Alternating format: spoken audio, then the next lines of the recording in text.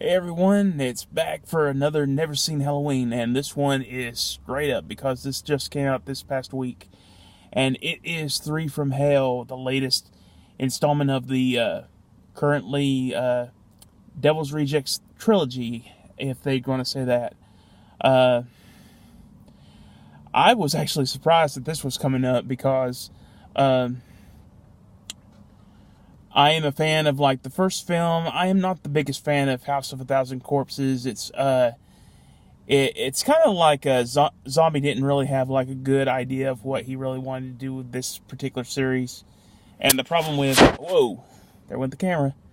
Problem with House of a Thousand Corpses is one reason the biggest issue I have with it is that it's obviously a movie where the villains are unfortunately the most interesting characters, and unfortunately it's also more traditional, following these kids out in the woods and of course all of that entails. But even in the House of a Thousand Corpses, I did like the original characters that were going to become the main focus of this series. Otis was like an interesting character, even though I thought he was a little too stereotypical of a redneck kind of like a craze killer.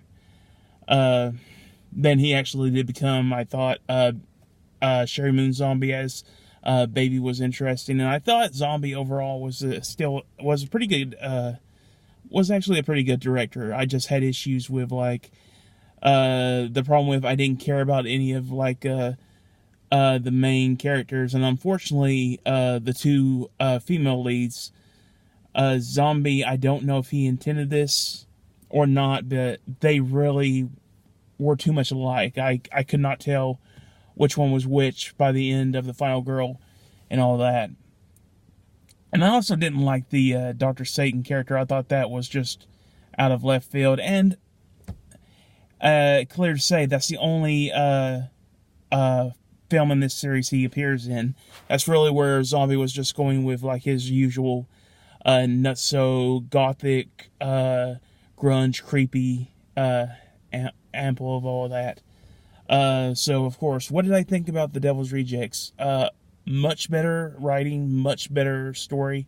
I thought Otis was like a more interesting character in that film than he was in the previous one. I thought how they connected Captain Spaulding with the actual family was a good call. It made sense because in the original movie, he's the most iconic part of the movie, but he's also, you never really got, is he a villain or not? What is he?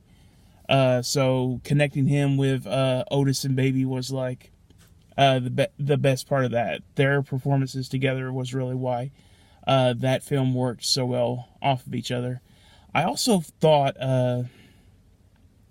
changing the whole tone of this series from like film 1 to film 2 was a good pick, where like it was a typical slasher film with the first film. The second film really got into this whole Western horror, which I think is like something unique that really worked with him. I think Zombie often talked about Sam Peckinpah, and you can tell like that's really where his ideas was. Like you see a lot of the Wild Bunch in Devil's Rejects, but it's like it goes from like a chase movie, then a stalker slasher film like right in the middle, and then it goes off into like this other tangent.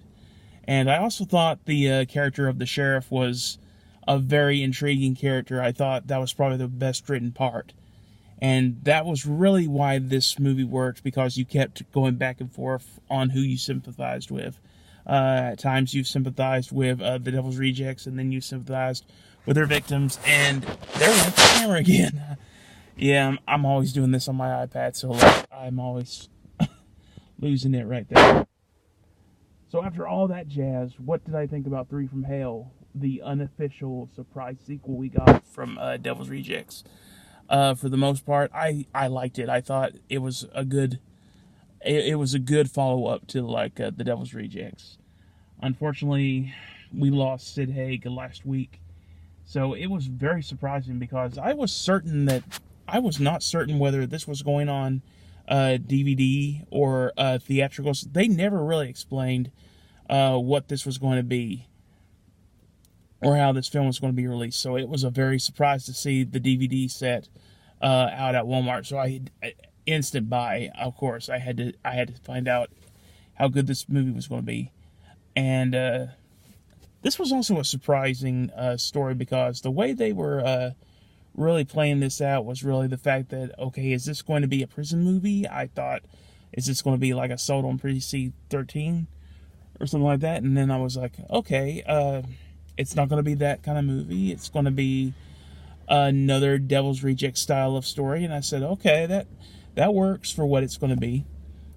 So ultimately, the only real issues I had with this movie was just the fact that I think the movie kind of lost a little bit once it got into like the third act, because I thought the third act really repeated too much of the previous movie structure, where like they just go on a road trip and then they end up where they think is sanctuary, and then something's coming after them.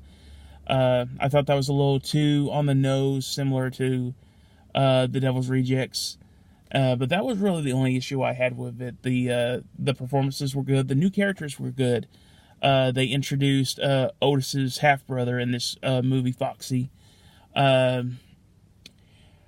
like the camaraderie between them. It's a little different than Otis and Baby, and Otis and Cutter, or Captain Spaulding. But it did. I thought it worked, because it's kind of like he's the kid brother that doesn't really fit in, but wants to fit in. He's kind of like the little kid that never got to hang out with the big kids, and he's got that kind of attitude about him, even though they're all like in their 40s, so it don't matter that much. And of course, the sadness about Sid Haig. Another thing this movie didn't really focus well on the previews was, you were thinking this was going to be another movie with the original three. And unfortunately, it turns out that Captain Spaulding is not in this entire movie. He is only in it for a short little bit, which I understand, because unfortunately you can't stop certain things in life. Unfortunately, it apparently is apparent that Sid Haig was not in good health the past 2 years. So in the movie, you can definitely tell this is a guy that is pretty much in the middle of the fight of his life.